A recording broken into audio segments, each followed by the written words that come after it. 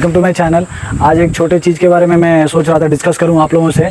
जैसे साइट पे रहता हूं तो अब अपना आना जाना लगा रहता है, जैसे कि अपना 1.5-2 महीने काम का है तो क्या है, सिक्योरिटी से रिलेशन हम लोग बना के रखते हैं, क्योंकि अपना मटेरियल एंट्री हो गया या कुछ परमिशन हो गया किसी डिपार्टमेंट या स्टोर डिपार्टमेंट कुछ भी डाउट रहता है तो हम लोग सिक्योरिटी से पूछ के ही आगे बढ़ते हैं। क्योंकि भाई हम लोग नए कंपनी में आए हैं अपना काम करने के लिए, तो अपना 1-2 महीने के लिए थोड़ी हम लोग जानते हैं कि ये डिपार्टमेंट कहाँ है, कौन किससे बात करना है, किससे परमिशन लेना है, तो सिक्योरिटी बहुत हम लोग के लिए हेल्पफुल रहता है।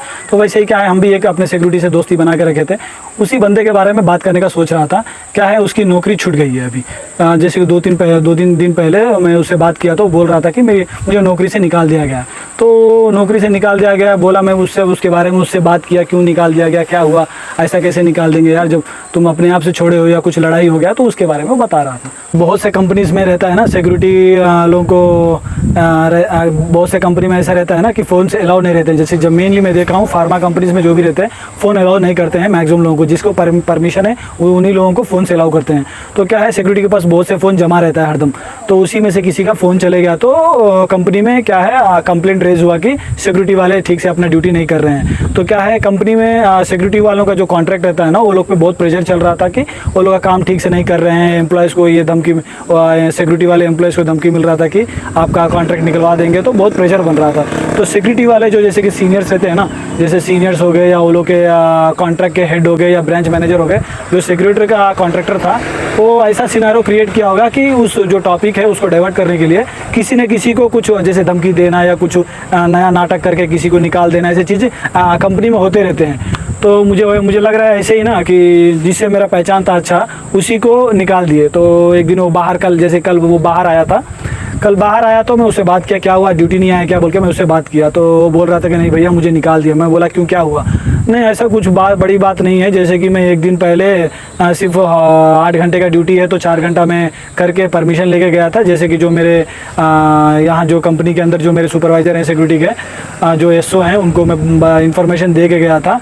मगर मैं छुट्टी के बाद से दूसरे दिन आया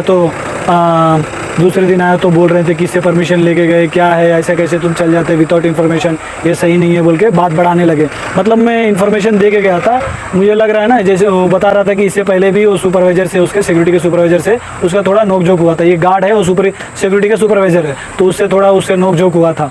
तो रहता है ना सीनियर आदमी कोई भी किसी डिपार्टमेंट में रहता है तो जूनियर में किसी लफड़ा होता है तो क्या टारगेट करके रखा है आदमी को कि हाँ यार ये मेरे से लड़ रहा है, साला 4 दिन का बच्चा जो मतलब ये नया आया है मेरे सामने बहस रहा है। तो उसी तरह से ये भी ऐसे ही कुछ हो गया होगा उससे। तो बोल रहा था, फिर वो लड़के से मैं बात किया, बोल रहा था मुझे टारगेट करके मुझे निकाल रहे हैं। देखिए मैं ऑलरेडी परमिशन लेके गया था, मैं पर्सनल रीज़न भी बताया था कि मेरे फैमिली में कुछ प्रॉब्लम है, 4 घंटे का परमिशन चाहिए, तो इसीलिए मैं जा रहा हूँ बोल के बताया। पर भी वो लोग कुछ ना कुछ बहाना लेके ऐसे वैसे करके बोले कि तुम अब कल से ड्यूटी आने का ज़रूरत नहीं है और मत आओ। ओला जो जिससे मेरा पहचान था, अब वो क्या है, उसका नौकरी चले गया। तो ये 2 दिन से क्या कर रहा है, उधर आ रहा है और अपना ब्रांच मैनेजर को फ़ोन करके रिक्वेस्ट कर रहा है कि मेरी गलती नहीं है, मैं इन्फॉर्मेशन दिया था। ये अपने आप को प्रूव कर रहा था कि मैं गलत नहीं हूँ, मैं सही हूँ, मैं अपना ड्यूटी ठीक से कर रहा हूँ। ये किस मिसकम्युनिकेशन की वजह से मुझे निकाला जा रहा था कि मैं भी आप लोगों को कुछ बताऊँ कि क्या है कंपनी में, क्या चलता है, काम कैसे चलता है, और काम में क्या बोलते हैं, पॉलिटिक्स कैसे चलता है। कंपनी में ना पॉलिटिक्स बहुत चलता है भाई।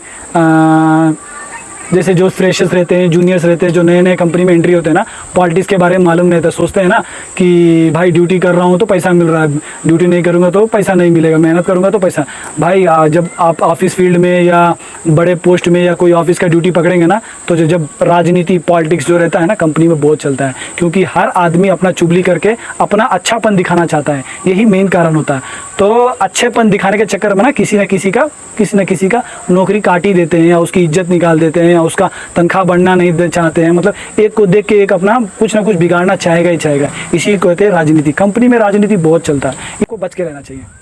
बहुत लोगों को मालूम नहीं है, जैसे कि जो लेबर काम करते हैं ना, वो लोगों को कुछ भी नहीं मालूम है कि ऑफिस में क्या चलता है। बोलते हैं कि अरे आप तो सिर्फ कंप्यूटर चलाते हैं, ऑफिस में एसी में बैठते हैं, मगर हकीकत क्या है कोई नहीं जानता। क्योंकि ऑफिस में इतना राजनीति चलता है ना, हर जो मैनेजर हो गया, मैनेजर के जैसे कंपनी के मालिक के जो नज़दीक बैठने वाले, उनसे जल्दी संपर्क रखने वाले रहते हैं ना, वो अपना रिश्ता अच्छा बनाने के लिए दूसरे की नौकरी काटने में थोड़ी भी सोचते नहीं है। सीनियर सीनियर होता है वैसे दिखाते हो। सो राजनीति कंपनी में बहुत खेला जाता है, बड़े बड़े पोस्ट में, या जो इंजीनियर है या कोई भी बड़ा पोस्ट वाला रहेगा ना, जो एसी में बैठ के सिस्टम का काम कर रहा होगा ना, तो चापलूसी बहुत करता है, अपना नौकरी बचाने के चक्कर में, अपना तनख्वाह बढ़ाने के चक्कर में बहुत किरकिरी।